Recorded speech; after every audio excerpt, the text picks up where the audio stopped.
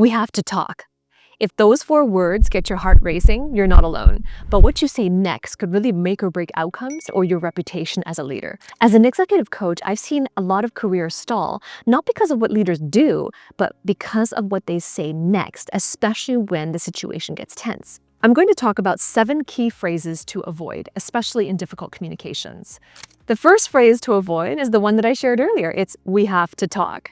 Now, if I said it to you, it gets your heart racing, and there's a reason why, is because those words, we have to talk, it really triggers anxiety.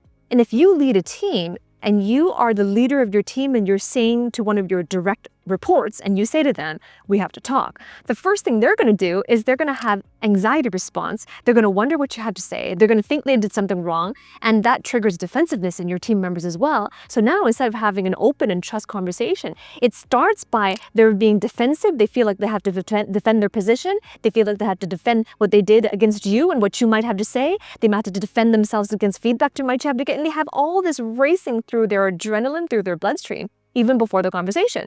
Now, that's true if you're a team leader talking to your direct reports, but it's also true if you are a peer talking to your peer as well. It doesn't just work for direct reports, but anybody that you say this to can trigger anxiety. And as a result of anxiety, they have defensiveness, feeling that before they even start the conversation with you, that they have to start to think of all the ways they need to defend themselves against the negative feedback that they expect you to give. And those 4 little words, something simple as that, can trigger all sorts of cascades of thought. And it doesn't start the conversation with a conversation of openness.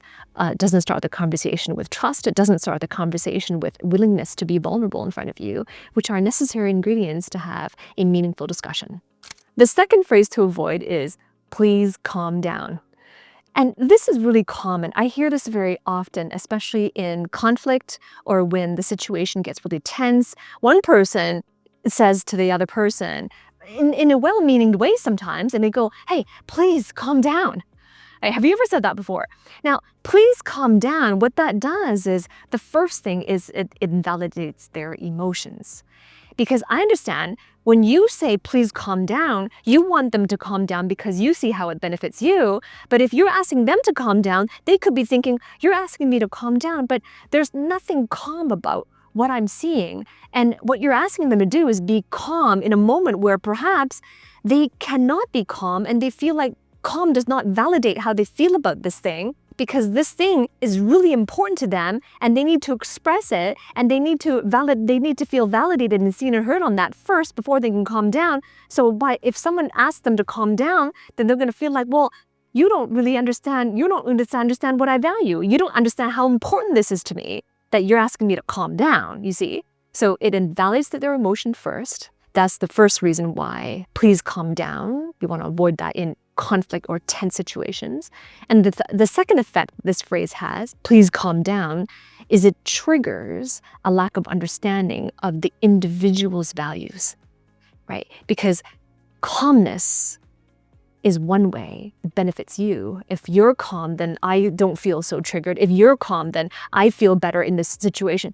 But hey, there's 2 people here, and if your needs are met and the other person's needs are not met, then there's a problem. The conflict still ensues. Right? So here's the thing about please calm down. This phrase, usually it's said in a very well-meaning way because we want to help the person. And that's why if you want to help the person, oftentimes I see that this phrase used, please calm down, does not really give that intended effect. The third phrase to avoid, especially in a conflict, is this phrase. It's, you always or you never. Right? Have you ever said that before? You always show up late. You never give me any compliments. You always fill in the blank. You never fill in the blank. Now, the reason why this is a phrase you might want to avoid is because it really is a one-sided phrase. So therefore, it comes across sounding accusatory. If you think about any human being, whether or not you like them or don't like them, whether or not you find them agreeable or not, it doesn't matter. Take any human being. It's not possible for any human being to always be one way or to never do a thing. It's not possible. All right, think about something positive like honesty and integrity. Right? You would agree that being honest is a positive trait and holding integrity is a positive trait. But if you take any human being, even though honesty is positive, it's not possible for any human being to always be honest. Well, think about, have you ever been honest? Have you ever told a lie in your life? Is it true? Can you definitively say that you've always been honest? So that's why, even for positive things, it's also accusatory. So especially true for negative things. You always tell a lie. You always do this. And if it's negative, it sounds even more accusatory because it is one-sided. It doesn't see the full picture of a human being as they are. So if you say this, it also triggers defensiveness because it comes across accusatory. So when people are accused or they perceive that they're being accused, they get defensive. And when there's defensiveness, what they do is they stake their hold into the ground, they dig their heels deeper, and as a result of that, the conversation, the discussion always tends up being hearsay, it ends up being argumentative, it tends to being just everyone holding to their positions, and miscommunications can occur, and escalations can occur as well.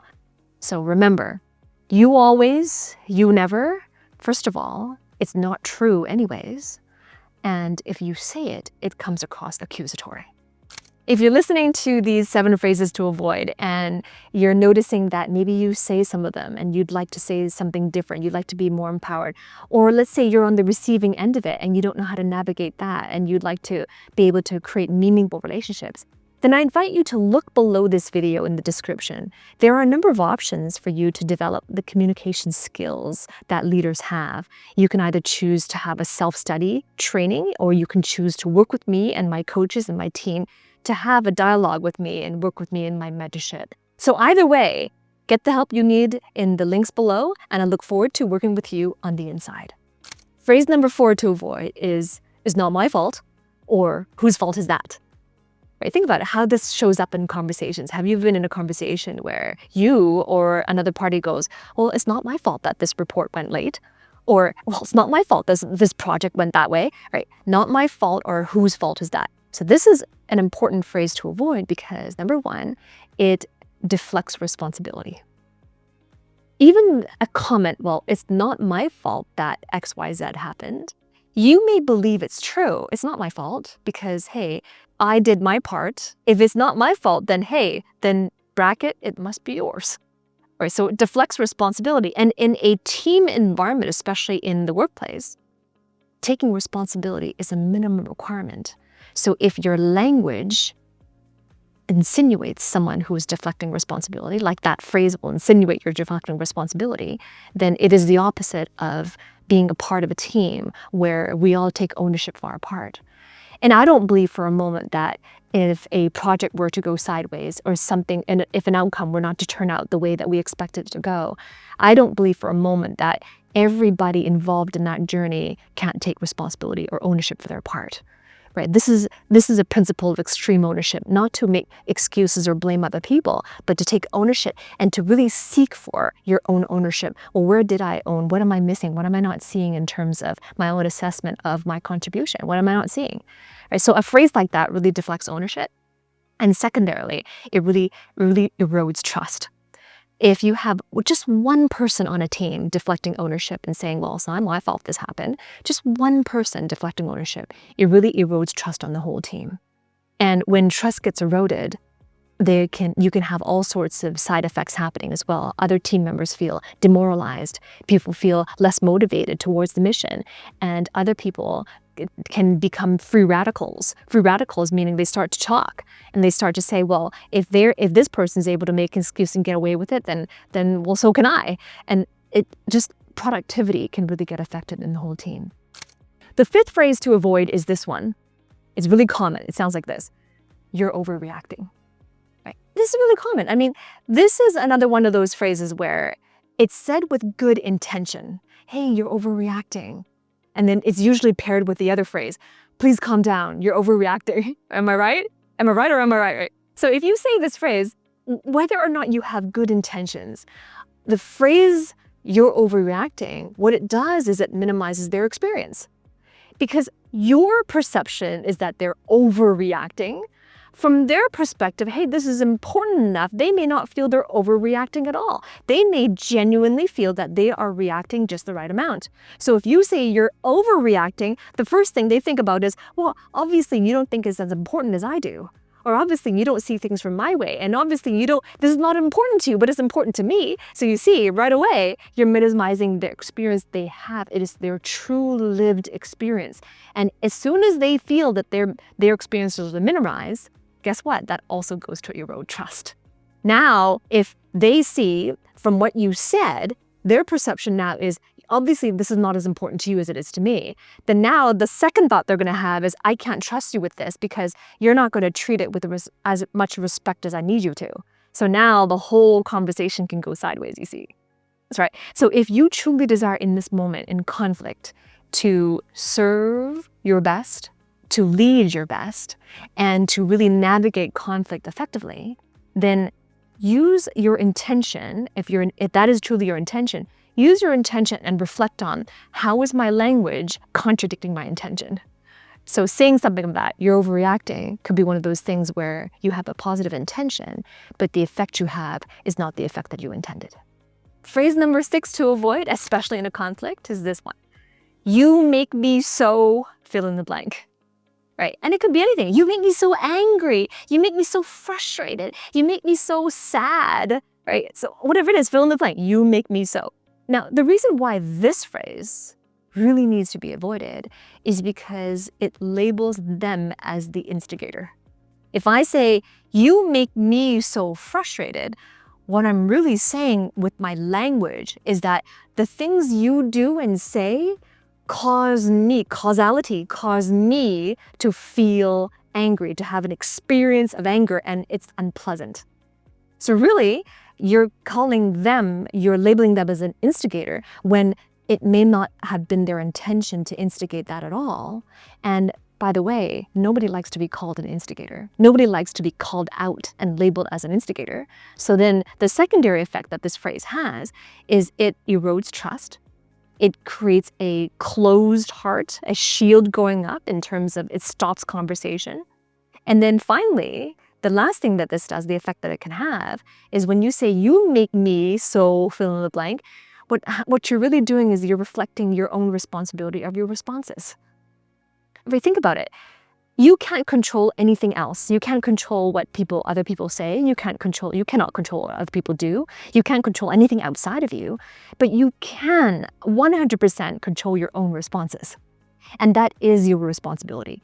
How you respond to others is your full responsibility. So when you use language like that, you make me so fill in the blank, you're deflecting your own responsibility of your own responses.